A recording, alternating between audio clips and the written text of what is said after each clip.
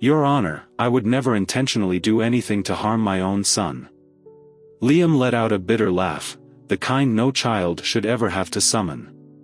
That's funny, he said, his voice sharp with irony, because that's all you ever do. Danielle gasped audibly, but Judge Wexler raised a hand, silencing her before she could interject. His focus remained fixed on Gregory. I'll ask again, the judge said firmly. Did you coach your son to provide false testimony? Gregory's fingers twitched as they gripped the edge of the table. For a fleeting moment, it seemed like he might dig in deeper, perhaps insist that Liam was merely confused or too young to grasp the gravity of the situation. But then his eyes flicked toward his lawyer, whose clenched jaw and white-knuckled grip on his pen spoke volumes. There was no escape route left for him here. With a shaky exhale, Gregory caved. I may have said some things to him, he admitted, his voice barely audible. But only because I thought. No, Liam interrupted, cutting him off sharply. Not some things. You made me feel like I didn't have a choice. His voice grew louder now, emboldened by courage bubbling up within him. You told me I had to pick you. That mom didn't deserve me. You made me lie about her. His lip trembled, yet he pressed on. And I hated it. Every single time. Gregory's face contorted, a storm of shame, regret, and anger swirling together. It was impossible to tell which emotion held sway over him. Judge Wexler's expression darkened further as he turned to Gregory's attorney. Counselor, he began sternly, I hope you're prepared to explain why your client's sworn testimony may not be credible.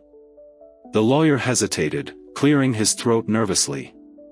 Your Honor, given this new development, I advise my client to exercise his Fifth Amendment rights until we can discuss further.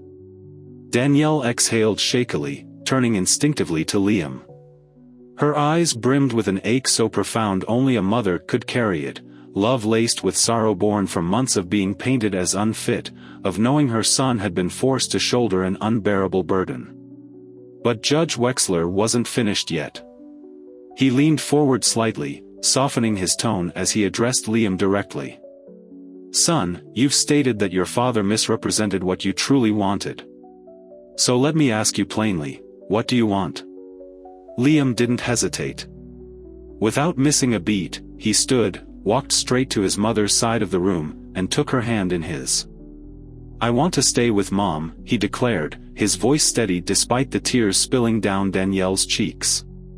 She pulled him close, wrapping her arms around him like she feared even letting go for a second.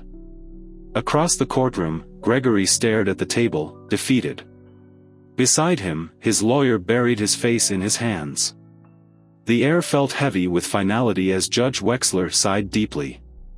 Yet, just as he prepared to deliver his ruling, one last twist threatened to upend everything. Gregory sat motionless, his face carved from stone while his lawyer whispered urgently into his ear.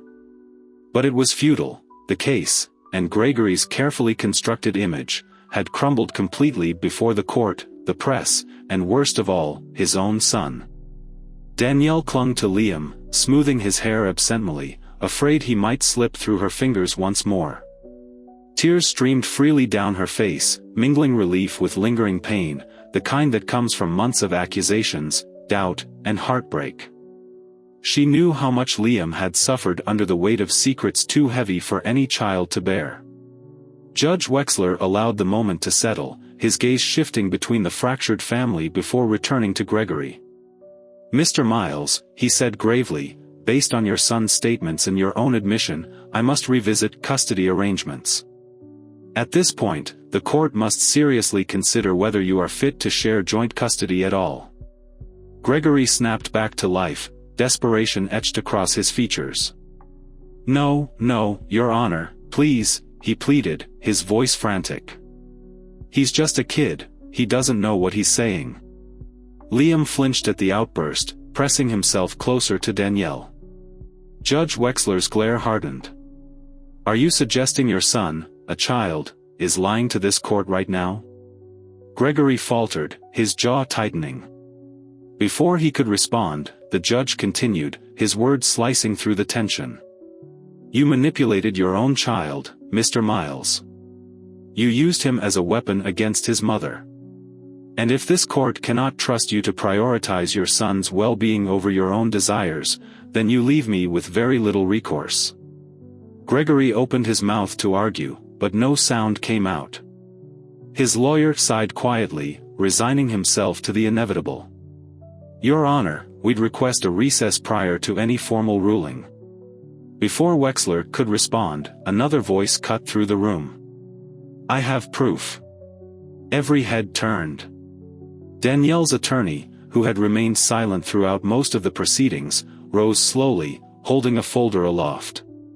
Gregory's face darkened, his lawyer stiffened visibly, and Judge Wexler frowned. Proceed, he instructed. The lawyer cleared his throat, opening the folder. Your Honor, during our private investigation, we uncovered text messages exchanged between Mr. Miles and his son, messages that corroborate Liam's claims of coercion. Gregory paled instantly. Danielle sucked in a breath, while Liam sat frozen, his small hand gripping his mother's sleeve tighter. Let me see them, Judge Wexler ordered. The lawyer stepped forward, handing over printed copies of the texts. As Wexler scanned the pages, his jaw tightened. Gregory's attorney rubbed his temples, muttering under his breath. There was no spinning this. No saving it. Setting the papers down, Wexler drummed his fingers against the bench. This changes everything. Gregory dropped his head into his hands, and the courtroom braced itself for the final verdict. Judge Wexler's gaze lingered on the damning evidence before him, the weight of the decision evident in his furrowed brow and measured breathing. He had overseen countless custody battles, witnessed parents at their lowest points, but this case stood apart. Finally, he looked up. Mr. Miles, do you have anything to say before I render my decision? Gregory's hands lay flat on the table, his knuckles white, his jaw rigid. For the first time, he didn't look angry. Instead, he appeared diminished, fragile. I just wanted my son, he murmured, his voice hollow. I didn't want to lose him. Liam remained still, his expression unreadable. Judge Wexler nodded solemnly but maintained his firm tone. Wanting your child is not the same as acting in their best interest.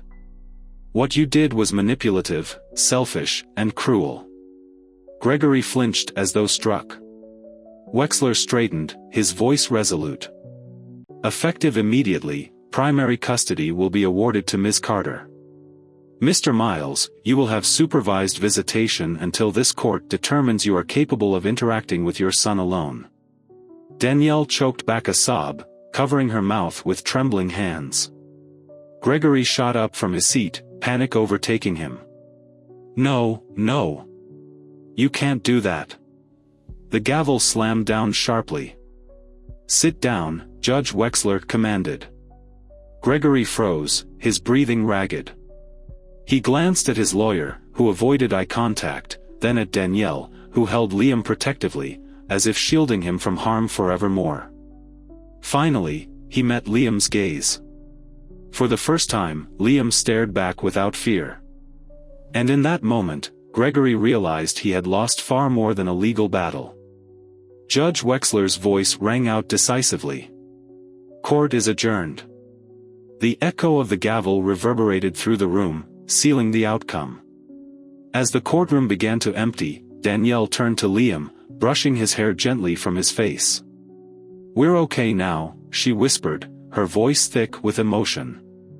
We're okay. Liam nodded, though his response was quieter. Are we really? Danielle blinked, swallowing hard. She cupped his face, her eyes shining with resolve. Yes, baby. We really are. Meanwhile, Gregory remained frozen in place, watching as Liam walked away with his mother, never looking back. Lies unravel eventually, no matter how tightly woven. In the end, truth doesn't merely set people free, it exposes those who seek to bury it. Parents embroiled in custody battles often forget the most crucial person in the room, the child. This isn't about winning, it's about doing what's right. If this story resonates with you, subscribe for more real-life lessons reminding us all that truth always finds its way out.